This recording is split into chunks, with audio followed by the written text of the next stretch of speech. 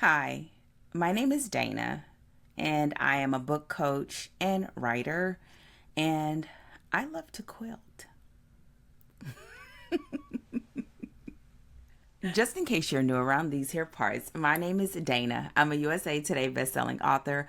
I'm a developmental editor, and I am the chief storyteller at Danger Tales, where we help romance and fantasy authors write addictive novels and build profitable publishing careers. And y'all, I am first of all, I'm tickling myself, but I'm getting to the meat because I am doing these last couple of videos, and this is my second one today because I am going on a quilt retreat. This honestly feels like it has nothing to do with nothing, but it has something to do with everything. The thing that I want to talk about for a second is how you make room in your life for other things to help you become a better writer. Stick with me for a second. Listen, like I was like, hold my coffee. Because I have found over the years that one of the best things that I've ever done for myself as a writer could really be summed up in a couple of things. Yes, writing more, which we always hear. Yes, reading. Not just reading, but reading like a writer. Absolutely. The other thing that we don't hear a lot, and I shared in my last video, is like giving yourself room to think and to brainstorm and to let your stories marinate. And I love to do that creatively. I love to quilt. I'm learning watercolor painting. If you've been following me on LinkedIn, you've seen a couple. I'm getting better. I promise I'm getting better. I also am an avid quilter. I love to quilt. I have a quilt studio right across the hall from my office, and it is my total happy place. And I find that doing something that is disconnected from the writing process is so helpful. So, how do you do that? Other than actually doing the thing. And the thing for you may be anything. It could be coloring, it could be walking, it could be working out. It could be painting. It can be, I hand quilt. I love to slow stitch and hand quilt. All of those things that allows you to sort of use a different part of your brain. It allows you to change up your environment sometimes. But what I think it does most of all, and listen, I'm not a doctor, I'm a book coach. But I'm also a writer, so I know a few things. That it allows your brain to relax. And what it does is, I have found if you do it enough and you are relaxed, that you can get to a state where the story will chase you instead of you chasing the story. Y'all, this is when you hitting the sweet spot, for real, for real. When the story is like coming at you with all the goods. This is what's going on. Here's your conflict. Here is your villain. Here's your antagonist. Here's the detail about your world. Oh, what about this? What about that? And it becomes a thing that when you stop and you sit, you have great content to build with. You have the resources and the ideas to build with. Do you have the structure? Probably not. And that's what we talk about, right? That's what you can work out with your coach, or if you love a great book about structure. And if you want to see some of them, you actually can see in the link some of my favorite like plotting and structure books. I have a resource for you for that in the description. But that is when you can find that the story will chase you. And this will not happen right away. So how can you help to facilitate this? I don't know for everyone. I can just tell you what I did, and now I am never without a great idea, right? I'm always working on several projects. So how did I facilitate that? First of all, you have to be trustworthy with a great idea. Let me tell you what I mean by this. Okay, this is not scientific, but I think it's got to be because it works too well. So I find that, let me do an example actually. If you have young kids or you've ever had young kids around you, you know, if you, right when you start working, you get in a good groove, what are they doing? Mama, mama, mama. Like, I need you, I need you, I need you, right? You've been sitting here all day. They didn't care about you. And all of a sudden, right when you start working, they want to like come in and get your attention. I see ideas like that, that they are kind of bombarding you. And if you get to a point, or if you get to a point where you keep pushing them away, not now, maybe later, not now, maybe later, I'm busy, they stop coming. Or they start coming at a slower rate. But the way that you show that you are trustworthy with the idea is by having a process that when the ideas come, you have a system. You take it down, you put it in a note, you put it to the side, you keep doing what you're doing. Or you have a commonplace book, or you have a journal. And what happens over time is that it becomes a rhythm. Your mind knows, oh, it's time. Oh, it's time. I can share this idea. I can share this angle. I can share this twist. And so instead of pushing it away, your mind and your rhythms will start knowing when it's time.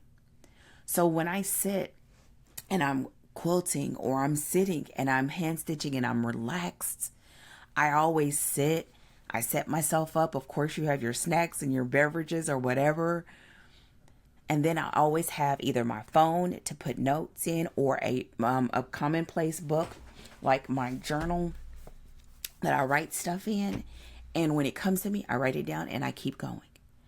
And when it gets really good, I'll dictate it, or I'll record it in an audio recording, and I'll transcribe it later. And that is when you start showing that you are trustworthy, that I'm going to do something with this. So it's going to keep feeding you goodness because you are receptive to it, and you're open to it. And every time I share this with a client, I feel like it sounds so woo-woo, but I promise you it works. So being a place where you're open to it is part of it. The other part that you heard me say in that example is having a process to capture it. So how you capture it is equally as important as having great ideas, because the reality is you may remember like the big idea, but the specifics you're going to forget. I don't care how old you are, you will forget. Or you're going to be walking around like Tuesday, so you won't forget. So how do you capture it? Now, over the years, I've used all types of systems. I used Evernote. I've used notes. I've used journals. I've used audio recordings. And I have developed a process that I capture notes in my phone. And I think everyone has something that is their own thing. But I'll tell you the criteria that helps me, and I usually recommend for clients first. Find something that you almost always have access to. In the beginning, you're not going to get the ideas at the most opportune time. You're not. So having it like in your phone, because most people almost always have a phone nearby. We don't always have our journal nearby, but you almost always have a phone. Or, and if you do want to keep it in a journal, maybe you do keep a journal or a little book that you keep in your pocket or in your purse. If you have an iPad or something like that, or a digital device that you can take notes in that you keep with you, maybe creating a notebook, but you want to be able to capture it and have it all in a centralized way. The other thing that I would say, and you may not know this in advance, you really know this more like over time when you do this, is then having a method for going from like these random scattery thoughts to creating a true story concept. And everyone has difference. And what I mean by a concept, I have ideas all the time. I have a spark of an idea all the time. I have ideas by the boatloads. but that doesn't mean that those ideas are writable. And so once I get to the point where I know that I can write this, then I will put it in a structure where it is a story concept. And I have a template for that and a structure for that. And that's when I know that I'm starting to move towards writing. And I really consider that moment when I'm starting the true pre-writing part of my journey. Before that, I'm almost like a scavenger hunter. I'm just gathering good, juicy details. And then once I have that story concept, then I know I'm moving towards something. I usually will have a working title. I start knowing the characters. I start moving towards plotting. So this is what I would recommend if you want to allow yourself to sort of step back from the writing process, but honestly step forward or closer to your writing goals by stepping away from the computer and even stepping away from paper and pen traditionally, right? Finding another way to access that information by relaxing, doing something else, engaging in something else, and then allowing that process to sort of marinate and nurture your ideas, and then bringing it into your creative process. If you are on your journey and writing alone, I want to invite you to join us at Danger Tales Writers. We affectionately call it DTW. This is where you can take everything that I'm talking about in these videos and apply it to your book.